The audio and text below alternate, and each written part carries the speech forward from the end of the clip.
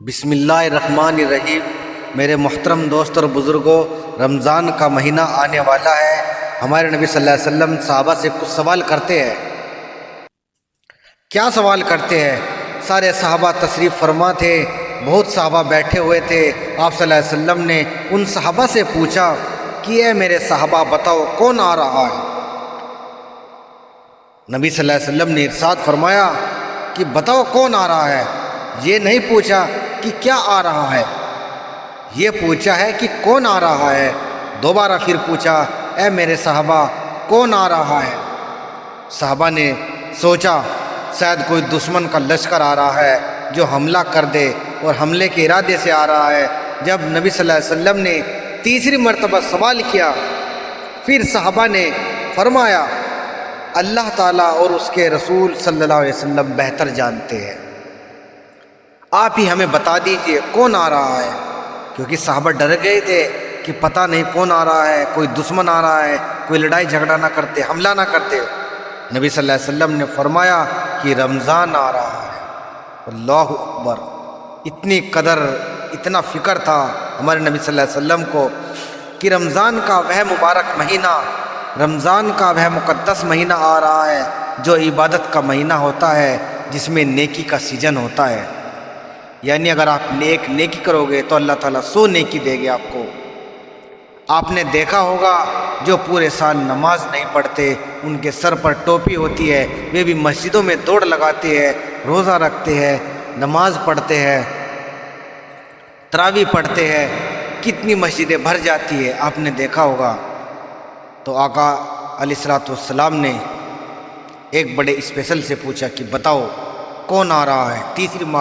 تیسری مرتبہ پھر پوچھا تو آپ صلی اللہ علیہ وسلم نے بہتر انداز میں صحابہ اکرام رضی اللہ عنہ سے پوچھا کہ رمضان کا مہینہ آ رہا ہے۔ پھر بتایا کہ رمضان کا مہینہ آ رہا ہے، وہ یہ مہینہ عبادت کے لیے خاص ہے، اس میں نیکیوں میں اضافہ کر دیا جاتا ہے، اور نیکیوں کا ثواب ایک نیکی سے بڑھ کر 100 نیکی کے برابر، اور نفل جو ہم نفل پڑھتے ہیں ان کا فرضوں کے برابر کر دیا جاتا ہے، اور اگر ہم ایک فرض ادا کرتے ہیں تو ہمیں 70 فرض کے برابر ثواب ملتا ہے۔ اللہ اکبر! کتنا برکتی مہینہ ہے، کتنا بابرکت مہینہ ہے کہ اتنا ثواب دے رہے اللہ تعالیٰ۔ اور اسی طرح کوئی بندہ گناہ کرتا ہے تو اس کا گناہ بھی زیادہ ہوگا، کیونکہ شیطان تو اللہ تعالیٰ قید کر لیتا ہے۔ اس میں جو گناہ ہوتا ہے وہ اس کے خود کے ہوتے ہیں، کیونکہ رمضان کا مہینہ آنے والا ہے اور اس میں شیاطین اللہ تعالیٰ اسے قید کر لیتے ہیں۔ تو میرے محترم دوست اور بزرگوں، آپ لوگوں سے گزارش ہے اچھے سے رمضان کے مہینے کی تیاری کرے۔ حضرت عائشہ رضی اللہ عنہ فرماتی ہے کہ نبی صلی اللہ علیہ وسلم رمضان کے علاوہ سب سے زیادہ روزے شعبان میں رکھتے تھے۔ دیکھو کتنی تیاری کرتے تھے ہمارے نبی صلی اللہ علیہ وسلم۔ شعبان کے بعد رمضان آتا ہے اور شعبان میں نفلی روزے بہت رکھا کرتے تھے۔ شعبان کے مہینے میں روزے رکھنا نفلی سنت ہے۔ آپ اچھی طرح تیاری کریں، اللہ سے دعا کریں، اور ہمیں اللہ سے دعا کرنی چاہیے کہ اللہ تعالیٰ نے ہمیں پاک مقدس رمضان کا مہینہ عطا فرمایا ہے، اور اللہ کا شکر کرے اور دعا کرے، اور اللہ سے یہ دعا کرے کہ اللہ ہمیں روزہ رکھنے کی توفیق عطا فرمائے، اور ہمیں رمضان میں عبادت بھی کرنی ہے، روزے بھی رکھنے ہیں، اور دعا خوب رو رو کر مانگنی ہے تہجد میں اٹھ کر۔ میرے محترم دوست اور بزرگوں، ہمیں اللہ تعالیٰ سے دعا کرنی چاہیے، کیا پتہ یہ رمضان کا مہینہ ہمیں اگلے سال ملے یا نہ ملے۔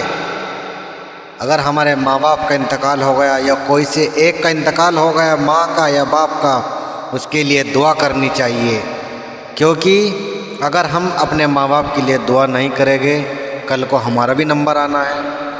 ہمیں اچھے سے روزے رکھنے ہیں، عبادت بھی کرنی ہے، دعائیں بھی کرنی ہیں۔ اگر آپ کو ہماری ویڈیو اچھی لگی ہو تو ویڈیو کو شیئر کریں، اور ہمارے فیس بک پیج کو فالو کریں۔ اگر آپ یوٹیوب پر دیکھ رہے ہیں تو یوٹیوب چینل کو سبسکرائب کریں۔